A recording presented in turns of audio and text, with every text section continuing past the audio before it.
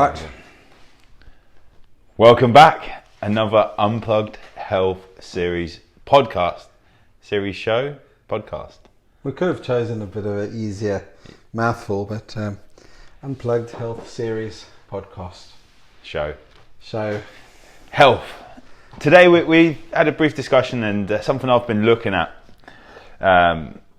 over the last few weeks, and I've noticed pop up with a few clients. It's funny how when you start researching something, then you actually notice it in more people and then yourself. It's a bit like us. We go away on a technique seminar. Next thing you're finding everything that you've been taught. Exactly. It's a thing, addiction to stress, or the dopamine release, shall we say, where we have these behaviours that we're in a world which is built around this dopamine response nowadays. Hugely. Social media being the biggest thing, I think. Social media and the advertising and the food and everything is all geared.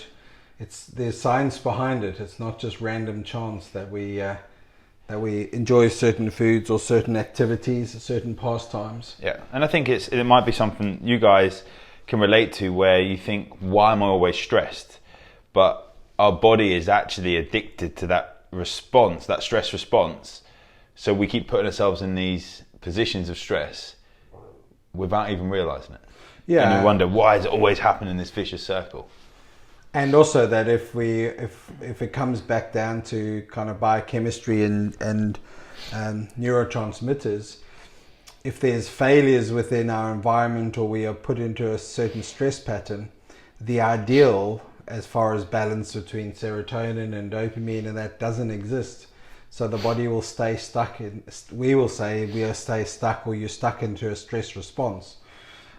It's not as simple as just switching off a stress response. It's not just simply as like I'll start eating different things and that, because your body is so geared in a stress response then saying, well, that's great that you want to eat salad and lettuce leaves, but I'm in a stress response. So that sugar, that quick hit, that chocolate, the carb element of things is more attractive. So there's a lot more driving us than just an element of I can override a stress. If you're stuck in a stress pattern, your body's physiology is not doing anything wrong. Well, and also that when you actually look at food, some of them are precursors to the dopamine to get that dopamine hit. And when we talk about dopamine, it's that drive neurotransmitter. Yeah. So like when people have addictive tendencies like gambling, could be like addicted to watching the news, addicted to porn or whatever it is, computer games, like so many different things, addicted to chocolate, alcohol, it's this dopamine release that they're actually getting. And the trouble that we have is that the higher we get that dopamine release, the lower our baseline goes. Yeah, so we have the crash. It's a bit like that description of in a drug addict world, that what they call chasing the dragon. You know, your first hit is so massive and your next hit doesn't reach those points. You're really chasing it all the time to get back to, take more, higher dose, always pushing to try and get that same peak. But it's not exactly the same from a drug addict perspective, but it's the same, feeding to the same neurotransmitter loop, which I think is what you're getting at as far as like the gambling and stuff. So it's quite interesting, isn't it? It's a bit like there's all of us are slightly OCD. All of us can be slightly depressive. All of us can be slightly manic. All of us are addicts. Mm-hmm. We all have that mechanism. The natural human. We're designed mechanism. To have that. It's a reward system. And what I read the article a while ago, it said that dopamine, the best dopamine release is when you get given a reward, which is you didn't expect, and it is higher than you would expect. Mm-hmm. So if someone gave you a present, but you weren't expecting a present, and that present was so much more than you would ever imagine, your dopamine is a hit. So when it comes to advertising and foods and things, there are things that can tap into that dopamine hit, so we even get a bigger reward. But then also we can have deficiencies, so we're not supplying the bare precursors and makeup for that dopamine pathway. So we're continuously dopamine deficient. Well, that's when So we're when not we getting look the at. fulfillment. We're not getting the reward of life, and so there's a whole lot of things around dopamine. We constantly need that bigger hit, as we said. That, like, for example, caffeine isn't something which raises dopamine directly. No. But it's making your dopamine receptors more responsive. So people have caffeine and then do something with a dopamine, so that would get a dopamine hit afterwards. Bam! Like, so many people, like, we briefly touched on pre-workouts and stuff. There was an article that we spoke about on pre-workouts, and if anyone doesn't know, pre-workouts is just usually just filled with stimulants, or people usually have so caffeine. pre-workout is a food or supplement or Something you have, a drink which is or usually something filled with stimulants to prepare you for a that workout. And then people are having them for studying or nootropics and stuff, and because they want to go to this different altered state as such, where it's just loads of focus. But then they have this pre-workout, which makes their dopamine receptors more responsive, so they have a higher hit for that thing afterwards. I've seen pre-workouts for people doing esports, so they're more focused for the computer games, but there's more of a dopamine hit. And the problem is, because we have that crash, we need another dopamine hit afterwards. So do you think that those kind of things have become even more scientific? Because I can remember at school, some of the guys coming to athletics performance would take things or have things like corn syrup just before a race, on the basis that they had a hit of quickly supplied fast energy, simple carb, which was, debatable whether it really did make much difference at that level. But it seems to have become a lot more scientific as we know more in technologies, we know more about the biochemical pathways. Now there's this element of we're going for GABA, we're going for we're going for specifics, we're going for dopamine, we're looking at the precursors for serotonin, we're looking at, there wasn't a mention of like 5-HTP, there wasn't a mention of specifically that tyrosine is the amino acid relating to dopamine. So you can do that with natural dietary elements or suggesting certain foods, but on the supplement side and also on the as you're talking about the pre-workout side, there's a lot more science behind it. Well, yeah, if we think about a pre-workout, then that corn syrup is just a blood glucose rise. Like, it's not a but that's what I'm saying. That's where the it's basic not a stimulant. It's just your blood sugar's rising. Yeah. Whereas now it's more about what there was one like with supplements. It's just let's chuck loads, and people having like 2-3 scoops, and that's like 4 or 5 coffees or something. Like there's like one scoop is like 150 milligrams or something, like an Americano. So to have 3 scoops, would you really have 3 coffees before you worked out? I'd hope that people would say no, like 1 coffee should be enough, but then we need more and more and more. And then do we actually need it? At what level is someone training that they're going to invest in that and either spend that money or... But it hides the gap, right? Or think they're getting a benefit from it. I look at the way I was training when I competed in bodybuilding. I'd have 2 or 3 scoops and I'd have this training session, then I'd have a low afterwards, and then you might need something to sleep. And there was like a really vicious cycle, because I'd use melatonin to sleep, and melatonin is known for lowering your baseline dopamine. So not only are you having a higher high and your lows are getting lower anyway, you're adding the melatonin to get even lower. Like, no wonder it's like such up and down. And I've made this promise to myself. So you start thinking and sounding like a drug addict of having an upper and then a downer. The like ironic thing is that 2004 was when caffeine was taken off the WADA doping list. So the World Anti-Doping Association, caffeine was a performance enhancing, or it's still a performance enhancing drug, and that's what we need to look at. Caffeine is a drug, and we're a society that loves coffee, and we're built around loving coffee because, like, remember when we said about circadian rhythm? We're waking up earlier and sleeping later. We need these stimulants. But if you think of 2004, you could have too much caffeine in your system and be banned, like someone who has had like anabolic steroids or other performance enhancing drugs. I'm sure the most average, the weekend warrior, rugby player, footballer, whatever, some Red Bulls, some Monsters, would fail a drug test. Yeah, if they're in a professional setting. they would fail. Cross-contamination or anything. Not because they necessarily taking performance enhancing drugs, but they are taking medications or taking food supplements or something which do artificially raise. But the thing that you see on articles that I've seen many of them is that this person has taken steroids or something. You read into it and it was an ingredient in his food that is like a dye or something. And it's not to say like, if you're a professional athlete, you should responsibly check the ingredients of your food. Yeah, geez, but it's hard. I was thinking this the other day. You're either relying heavily on a team nutritionist or something, or you've got to get really, really clued up on nutrition, because that could make or break your career, not only from a performance perspective, because all of them will use supplements and dietary regimes for peak performance. But you get that wrong and you fail a drug test, not only are you potentially going to lose medals and sponsorships and all sorts, but reputation. But the average person is going to look at you and go, you're a drug cheat. Yeah, it's the headline. From a small slip up. Yeah. And you're never going to lose that title. And I remember when I worked with some professional triathletes, at the start of the season, I would have to sign a piece of paper that I would not knowingly give them supplements that had a banned ingredient.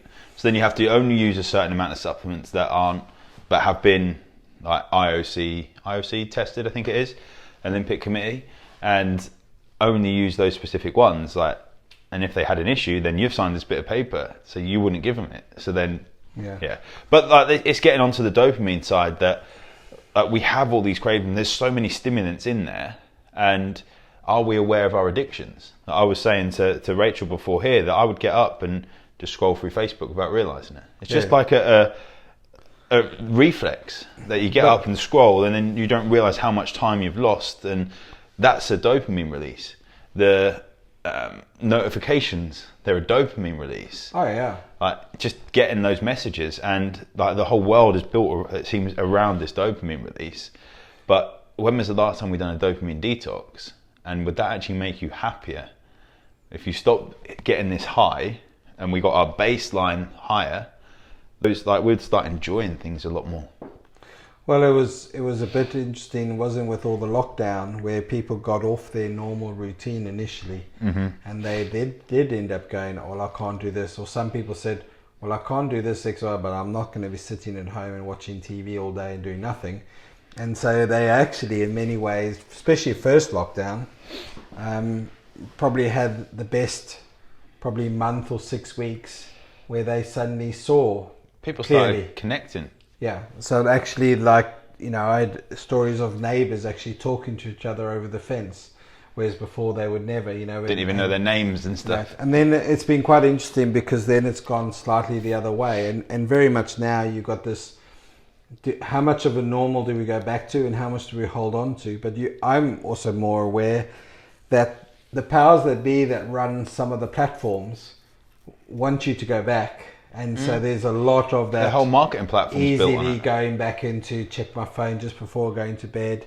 These are all pattern interrupts, but as you correctly say, these are also big biochemical neurotransmitter pattern interrupts. So when you start looking at it, programming and changing biochemistry. And by changing biochemistry, you're changing actions and habits and routines. It's really quite scary. It makes you crave more, and then we crave the things like chocolate. It's got a precursor like beta polyethylalanine, PEA. It's not P's, but PEA. It's a precursor to dopamine. So chocolate is addictive. If we've got deficiencies in dopamine, in our lower level dopamine, the more chocolate we have, the more low we have. There's actually a pain reaction when people have the chocolate, because it goes down to make us crave more chocolate. So you can see when people say they're a chocoholic, there's chances there's other addictive behaviours that are going on, and if people look deeper, they'll probably see it as well. Chocolate's an amazing one, because also you've got that serotonin pathway. So you then get that makes me feel happy. So not only do I feel rewarded and given, but I feel happy, but then it drops, and then I don't feel happy. And that's when we crave more. And then so I now work out very quickly that, But the marketing look at Terry's Chocolate Orange. Let's go back a few years. It was like Half What do you Moon, mean back Full a few Moon, years? Total Eclipse. That's one of the best. Oh, back around. when Dawn Fred. That was the first one that came into my mind. It's like I Full love- Moon, I Half love- Moon, I Total love Eclipse. that. That's- And it's literally, let's have the whole thing. Or like, Well, was it one they pull it in? would you like, share your last Rolo? Yeah. Do you love anyone enough to do an half Rolo? It's I don't like no. caramels, so I was alright with that. But it is, But this is what I think a lot of people don't realize. And so, like from a therapeutics perspective, you can tweak and supplement those neural pathways and manage dopamine and serotonin from a nutritional or a supplement perspective. But there are industries out there which know those pathways, and they tweaking them to pull you and keep you. They're not working on the high, on the low.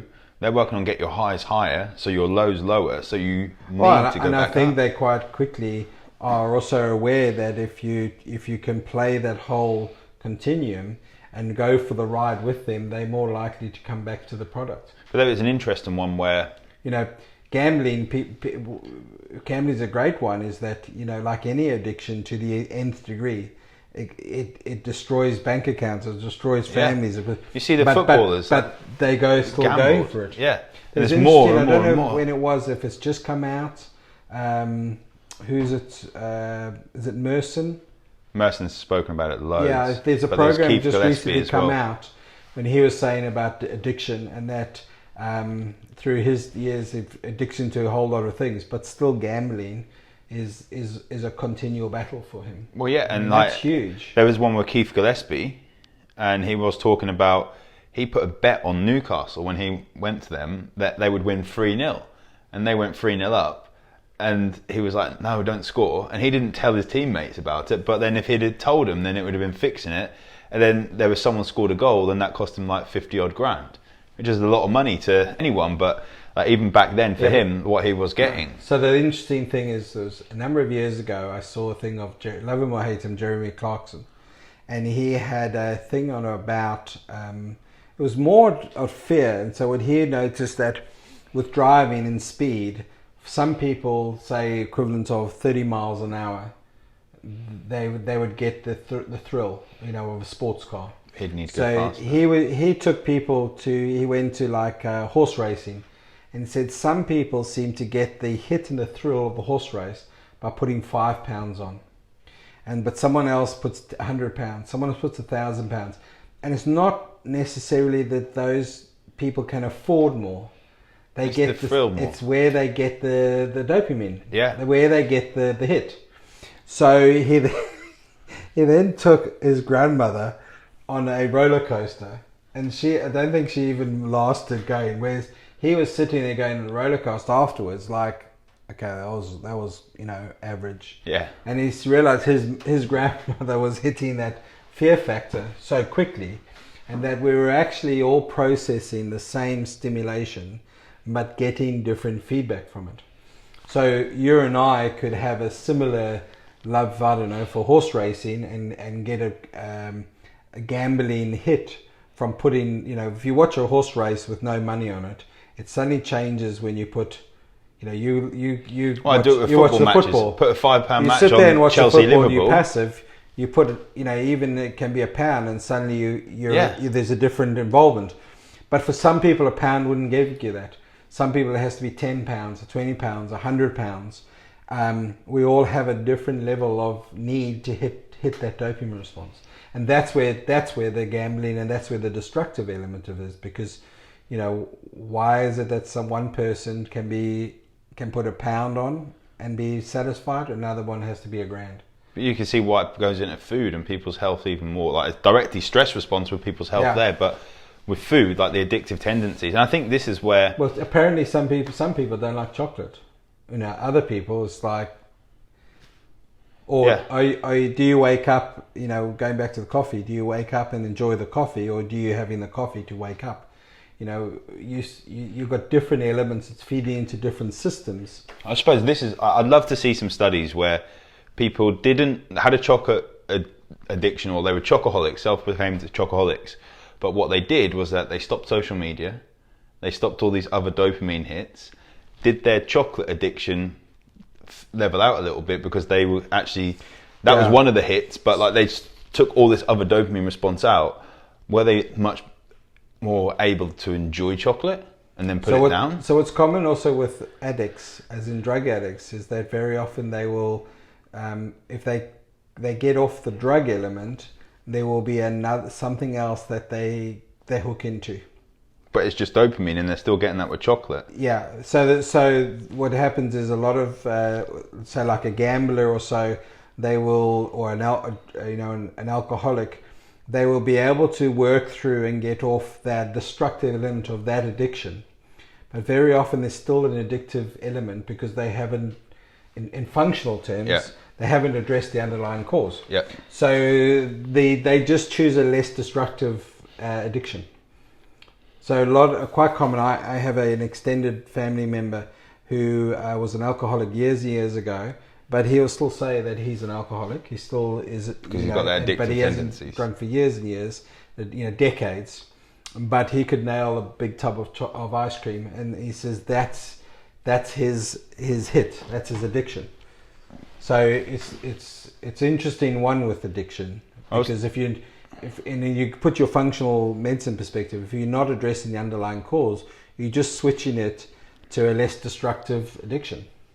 But then, when does it turn back to that potentially as well? Like I was talking with someone earlier but about. I think that's probably why many programs don't have long-lasting issues, because they don't address the underlying reason why the dopamine response or the serotonin response is out of whack. The traditional therapeutic stance is, well, you have an issue with your brain chemistry, so we just take this drug, so like an SSRI or something. What fits into serotonin, but they never really, you can't measure it, and they're never really going deep enough to look at those pathways or look at the genetics or the epigenetics. So there's a lot of things that aren't happening, but hopefully will happen more and more, and people can look into it.